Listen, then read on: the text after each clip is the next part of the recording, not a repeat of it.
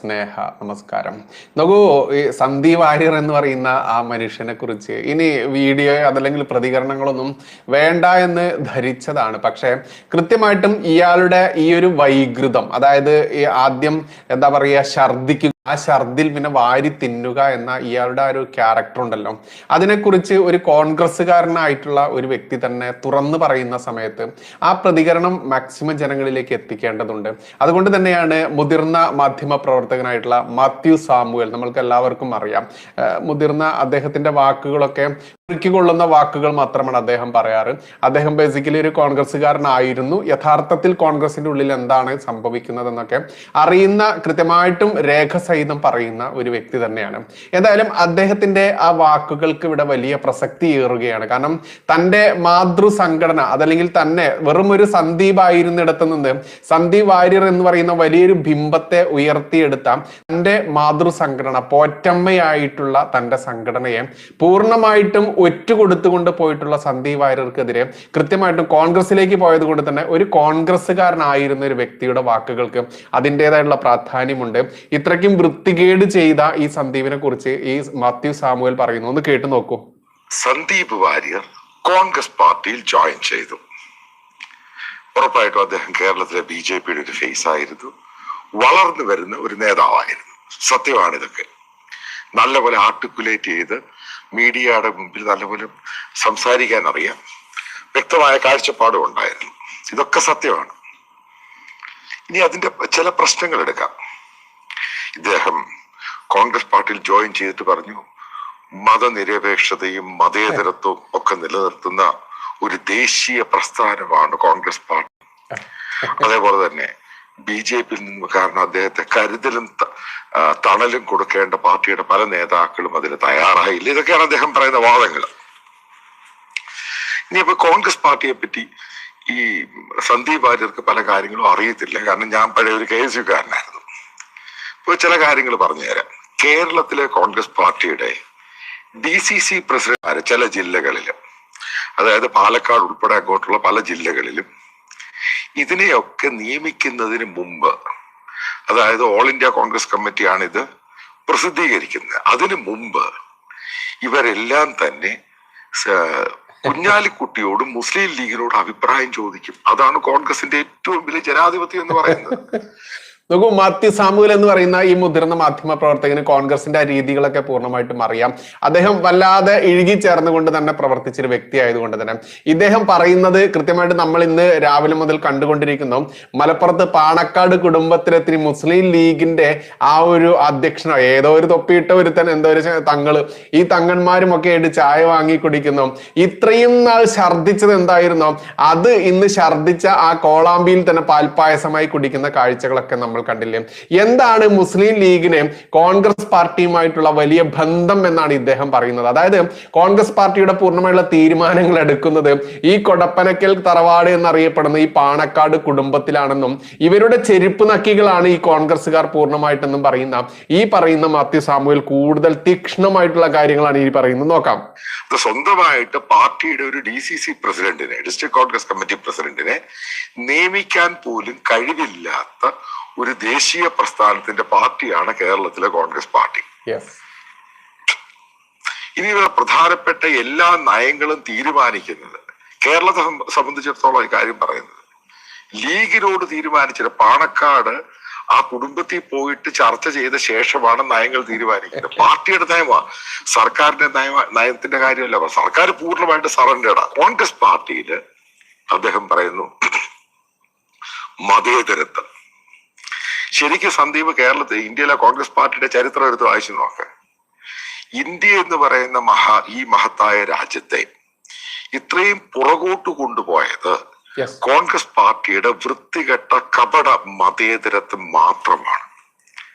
അതൊരു വോട്ട് ബാങ്കിനായിട്ട് പല കാര്യം പ്രീണനമാണ് ഇവർ സംഭവം നടത്തിയേക്കുന്നത്. ഇപ്പം ഒരു ഭാഗത്ത് മുസ്ലിം പ്രീണനം നടത്തുമ്പോൾ മറ്റൊരു ഭാഗത്ത് OBC ചില കാസ്റ്റുകളെ പ്രീണിപ്പിക്കുന്നു, ചില ഭാഗത്ത് മറ്റു കാസ്റ്റുകളെ പ്രീണിപ്പിക്കുന്നു. ഇതാണ് കോൺഗ്രസ് പാർട്ടിയുടെ നയം എന്ന് പറയുന്നത്. അതുകൊണ്ടാണ് അത്രയും വർഷക്കാലം ഒരു ഇന്ത്യ ഭരിക്കാനുണ്ടായ കാരണം. ഈ നയം, അതായത് പ്രീണന നയം, വോട്ട് ബാങ്ക് പ്രീണന നയം, ഇതാണ് കോൺഗ്രസ് പാർട്ടി ഇന്ത്യയിലുടനീളം നടത്തിയിരുന്നത്. അതിന് തകർച്ച ഉണ്ടായത് കഴിഞ്ഞ 10 വർഷം കൊണ്ടാണ്. ഇത് മനസ്സിലാക്കാൻ സന്ദീപിന് കഴിഞ്ഞിട്ടില്ല എങ്കിൽ താങ്കൾ പൊളിറ്റിക്കൽ രാഷ്ട്രീയ പ്രവർത്തനം അവസാനിപ്പിക്കുന്നതാണ് ഏറ്റവും നല്ലത്. പിന്നെ കോൺഗ്രസ് പാർട്ടിയെ സംബന്ധിച്ചിടത്തോളം പാലക്കാട് ഈ കോൺഗ്രസ് പാർട്ടിക്കാണെങ്കിലും CPM-നാണെങ്കിലും അവിടെ ഒരു കാൻഡിഡേറ്റ് അവർക്കില്ല പാലക്കാട് ജില്ലയിൽ. അതാണ് ഇതിന്റെ ഏറ്റവും പ്രധാനപ്പെട്ട കാരണം. കാരണം ഞാൻ CPM-കാരോട് ചോദിച്ചു, അവര് പറഞ്ഞു ഞങ്ങൾക്ക് കാൻഡിഡേറ്റ് ഇല്ല പാലക്കാട്, ഞങ്ങൾ 3-ാം സ്ഥാനത്താണ്. ആര് ഞങ്ങളുടെ പാർട്ടിയിൽ വന്നാലും ഞങ്ങൾ സ്വീകരിക്കും. അതിന്റെയും RSS-കാരനല്ല, ബജറാങ് ദളല്ല, സാക്ഷാൽ സുഡാപ്പി ആണെങ്കിലും, അതായത് തീവ്രവാദിയാണെങ്കിലും ആ പാർട്ടിയിലോട്ട് പാലക്കാട് ജില്ലയിൽ വന്നാൽ അവർ സ്വീകരിക്കും. കാരണം അവർക്ക് ആളില്ല. അതുകൊണ്ട് തന്നെയാണ് സരിനെ കൊണ്ടുവന്ന് ഞങ്ങൾ ആ പാർട്ടിയിൽ നിന്ന്, കോൺഗ്രസ് പാർട്ടിയിൽ നിന്ന് ചാടി അടുത്ത ദിവസം കൊണ്ടുവന്ന് സ്ഥാനാർത്ഥിയായിട്ട് പ്രഖ്യാപിച്ചത്. കോൺഗ്രസിന്റെ സ്ഥിതി അത് തന്നെയാണ്. പാലക്കാട് അവർക്ക് പറയാൻ പറ്റുന്നൊരു നേതാക്കളില്ല അവിടെ മത്സരിക്കാൻ. പിന്നെ പാലക്കാടിനെ സംബന്ധിച്ചിടത്തോളം കോൺഗ്രസ് പാർട്ടി ആ പറയുന്ന പാലക്കാട് സിറ്റിയായിട്ട് ബന്ധപ്പെട്ട് അവിടെ മാത്രമേ അവർ ജയിക്കാൻ പോകുന്നുള്ളൂ. ബാക്കിയുള്ളിടത്തേക്ക് കോൺഗ്രസ് പാർട്ടി അവിടെ ജയിക്കാൻ വലിയ പാടാണ്. കാരണം CPM-ന്റെ കോട്ടയാണ്. അതിനെയും മുന്നോട്ട് എത്ര നാൾ പോകുമെന്ന് എനിക്കറിയത്തില്ല. പക്ഷേ 2024 ചിലപ്പം സന്ദീപിന് ഓഫർ ഉണ്ടായിരിക്കും പാലക്കാട്. കാരണം രാഹുൽ മാങ്കൂട്ടത്തിനോട് മത്സരിക്കില്ലായിരിക്കും. അത് പത്തനംതിട്ട ജില്ലയിലോ മറ്റുള്ള ഏതെങ്കിലും പോകും. അവിടെ ചിലപ്പം സന്ദീപ് വാര്യർക്ക് അവിടെ സീറ്റ് കൊടുക്കുമായിരിക്കും. പക്ഷെ 100% ഞാൻ തീർത്തും പറയാം, സന്ദീപ് വാര്യർ അവിടെ മത്സരിക്കുകയാണെങ്കിൽ, കോൺഗ്രസ് പാർട്ടിയുടെ ടിക്കറ്റിൽ മത്സരിക്കുകയാണെങ്കിൽ, ഷാഫി പറമ്പിൽ വോട്ട് ചെയ്ത മുസ്ലിങ്ങൾ താങ്കൾക്ക് വോട്ട് ചെയ്തില്ല. താങ്കൾ അത് രാഷ്ട്രീയം മനസ്സിലാക്കാദ്യം. അവിടെയുള്ള മുസ്ലിങ്ങളെ ബ്ലോക്ക് ആയിട്ട് വോട്ട് ചെയ്ത് ഷാഫി പറമ്പിലാണ്. അത് ഇപ്രാവശ്യം രാഹുൽ മാങ്കൂട്ടത്തിൽ കിട്ടുമോ എന്നുള്ള കണ്ടറിയാനുള്ള ചാപ്റ്ററാണ്. കാരണം അപ്പുറത്ത് നിൽക്കുന്നയാൾ സരിൻ CAA ഇഷ്യൂവിന്റെ അകത്തൊക്കെ കൃത്യമായിട്ട് മുസ്ലിങ്ങളുടെ കൂടെ നിന്നയാളാണ്. കാരണം ആ ഒരു നിലപാടെടുത്തയാളാണ് സരിൻ. അതുകൊണ്ട് ഈ മുസ്ലിങ്ങളെ ബ്ലോക്ക് ആയിട്ട് സന്ദീപ് വാര്യർ വോട്ട് ചെയ്യത്തില്ല. 100% വോട്ട് ചെയ്യത്തില്ല. കാരണം താങ്കളെ കാണുന്നത് പഴയ RSS-കാരനായിട്ടാണ്. അതായത് വ്യക്തവും കൃത്യമായിട്ട് പറയാൻ, താങ്കളുടെ രാഷ്ട്രീയം, താങ്കൾക്ക് ശരിക്കും ബുദ്ധിശൂന്യത വന്നിട്ടുണ്ട്. പിന്നെ ഞാൻ അറിയാൻ കഴിഞ്ഞത്, താങ്കൾ ഒരു യൂട്യൂബർക്കും പല ആൾക്കാർക്കും പാർട്ടിക്കകത്ത് നടക്കുന്ന പല രഹസ്യങ്ങളും താങ്കൾ ചോർത്തി കൊടുക്കുകയും. താങ്കൾ ആലോചിച്ച്, ഒരു ജനാധിപത്യ പാർട്ടിയാണ്, ജനാധിപത്യ ഇന്ത്യയിലെ ഏറ്റവും വലിയ പാർട്ടിയാണ്. അതിന്റെ സംസ്ഥാന ഘടകത്തിൽ നടക്കുന്ന ചർച്ചകൾ മുഴുവനും താങ്കൾ ലീക്കാക്കി കൊടുക്കുന്നു. അതിന്റെ പ്രസിഡന്റിനെ ടാർഗറ്റ് ചെയ്യുന്നു, മറ്റുള്ള നേതാക്കളെ ടാർഗറ്റ് ചെയ്യുന്നു. ഇതൊന്നും ഭൂഷണമൊന്നുമല്ല. താങ്കൾ ആ പാർട്ടിയിലല്ലേ ഏത് പാർട്ടിയിൽ പോലും രക്ഷപ്പെടുത്തില്ല. ഞാൻ വളരെ കൃത്യമായിട്ട് പറയാം, താങ്കൾ ഒരു കേരളത്തിന്റെ രാഷ്ട്രീയ ചരിത്രത്തിലെ ഒരു ദുരന്തമായിട്ട് സന്ദീപ് വാര്യർ മാറാൻ പോവുകയാണ്. താങ്കൾ എന്നെ ഒരു പ്രാവശ്യം വിളിച്ചിട്ടുണ്ടോ?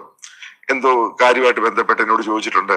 ഞാൻ ഈ ഫേസ്ബുക്ക് പോസ്റ്റ് കാണാറുണ്ട്, ചില സംശയങ്ങളുണ്ടെങ്കിൽ താങ്കളോട് ചോദിക്കട്ടെ. ഞാൻ പറഞ്ഞു, ചോദിക്കും, you can call me any time. അത് സന്ദീപ് വാര്യർ നല്ല ലോകത്താര് വിളിച്ചാലും ഞാൻ അങ്ങനെ പറയത്തുള്ളൂ. ഈ കാര്യത്തിൽ വളരെ കൃത്യമായിട്ട് പറയാം. പിന്നെ മറ്റൊരു കാര്യം പറയാം, സന്ദീപ് വാര്യർ ഉദ്ദേശിക്കുന്നത് ഇത്ര ചെറുപ്പത്തിൽ താങ്കൾ മത്സരിച്ചു കഴിഞ്ഞ പ്രാവശ്യം പെട്ടെന്ന് സീറ്റ് വേണം, താങ്കളെ എന്തൊക്കെ ആക്കണം, 1 വർഷം മാറ്റി നിർത്തി. എന്തിനാ താങ്കൾ 1 വർഷം മാറ്റി നിർത്തിയത്? ഇതേപോലുള്ള പാർട്ടിയുടെ കാര്യങ്ങൾ മുഴുവനും ലീക്കാക്കി കൊടുക്കുന്നു. ഒരു ജനാധിപത്യ പാർട്ടിക്കകത്ത് പല സംഭവങ്ങളുണ്ട്.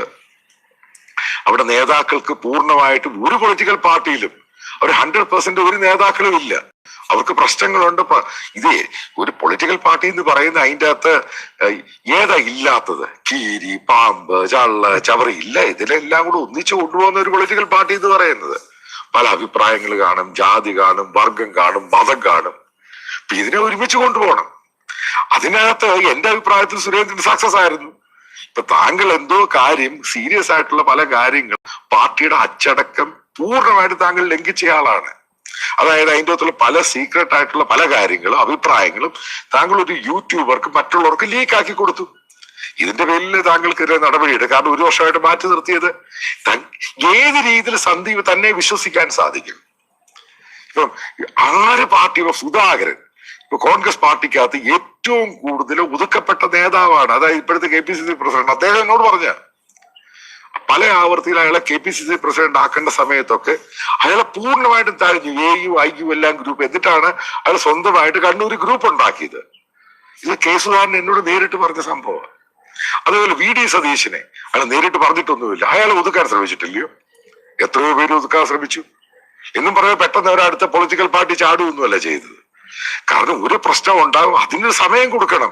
താങ്കളുടെ പ്രവർത്തനമായിട്ട് മുന്നോട്ട് പോകണം. പാർട്ടിക്കകത്ത് വൃത്തികേട് കാണിച്ച് ഉള്ള ലീക്കും പരിപാടിയെല്ലാം കാണിച്ച്, അതായത് പക്കാ തെമ്മാടിത്തരം കാണിച്ചു, എന്നിട്ട് പറയുക തന്നെ ഒതുക്കി നിർത്തിയത്. താങ്കൾ ഏത് പാർട്ടി പോയി രക്ഷപ്പെടും? ഇനി പാലക്കാട്ടെ കോൺഗ്രസ് അല്ല കേരളത്തിലെ കോൺഗ്രസിനെ എനിക്ക് ശരിക്കും അറിയാം, ഈ നേതാക്കന്മാരെ ശരിക്കും അറിയാം.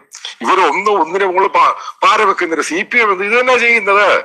താങ്കൾ ഉദ്ദേശിക്കുന്നു അടുത്ത സമയത്ത് പെട്ടെന്ന് താങ്കളെ കൊണ്ടുവന്നിട്ട് KPCCയുടെ പ്രസിഡന്റോ കേരളത്തിലെ മുഖ്യമന്ത്രി കോപ്പ തന്നെ ആക്കുന്നേ? ഒരു കോപ്പും ആക്കത്തില്ല. അടുത്ത പ്രാവശ്യം താങ്കൾ പാലക്കാട്ടേക്കും തോക്കെടുത്ത് മൂലയ്ക്ക് ദൂരക്കളയും. അപ്പൊ താങ്കൾക്ക് കിട്ടാവുന്ന പൊറായിട്ട് മൊനമ്പ വിഷയവും ഇന്ന് നടക്കുന്ന പൊളിറ്റിക്കൽ സാഹചര്യങ്ങൾ, പാലക്കാട് BJPയുടെ സ്ഥാനാർത്ഥി, അതായത് ഞാൻ കൃത്യമായിട്ട് പറയാം, അവിടെ നേരത്തെ VD സതീശൻ പറഞ്ഞു ഇപ്രാവശ്യം 25,000 വോട്ടിന് കോൺഗ്രസ് ജയിക്കുന്നു. ഞാൻ വളരെ കൃത്യമായിട്ട് പറയാം, അവിടെ BJPയുടെ കാൻഡിഡേറ്റ് അവിടെ മൂത്തയിടത്തോ ആത്തയിടത്തോ ഈ എന്തോ തറകളുടെ വോട്ട് ഇതൊന്നും അല്ല അവിടുത്തെ ഞാൻ പറയാൻ പോകുന്നത്. ഇപ്പോഴത്തെ പൊളിറ്റിക്കൽ സാഹചര്യവും കേരളത്തിലെ പല ഇഷ്യൂസും വെച്ചിട്ട് കൃത്യമായിട്ട് പറയാം, പാലക്കാട് BJPയുടെ കാൻഡിഡേറ്റ് 25,000 വോട്ടിന് ജയിക്കും.